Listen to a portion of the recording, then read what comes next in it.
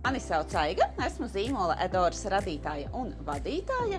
Saviem klientiem piedāvājam gaumīgas antialerģiskas rotaslietas, kā arī apģērbu traukus, kosmētiku, mājas aromātus, sveces un citas foršas lietas, kas radītas tepat Latvijā.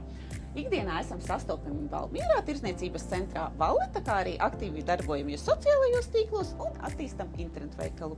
Tā kā uzņēmuma digitalizācijas projekta ietvaros tika veidota jauna mājaslapa ar dažādu procesu automatizēšanu, teiksim, pati lapa 3 valodās, automātiskās e-pastu izsūtnes, kā arī omnibus adrešu kartes, ko līdz šim veidojām manuāli, kā arī manuāli klientiem nosūtījām izsakošanas kodus, kas prasīja, protams, ilgu laiku, kā arī resursus, kuras digitālās izaugsmes ceļš bija tieši tas, kas nepieciešams, lai mēs varētu padomāt, kas ir tas, ko mēs vēl varam automatizēt, kā arī kādus mākslīgā intelekta rīkus mēs varam pielietot.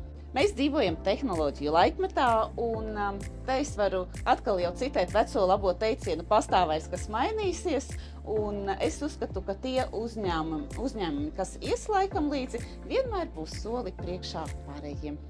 Noteikti iesaistīties, jo šobrīd viss tik ātri iet uz priekšu, strauji mainās un attīstās, un šobrīd pieejamie gan mākslīgā intelekta, gan arī digitālo prasmju kursi, semināri, lekcijas pilnīgi noteikti ir vērtīgs iegūms gan pašam uzņēmējam, gan arī uzņēmumam.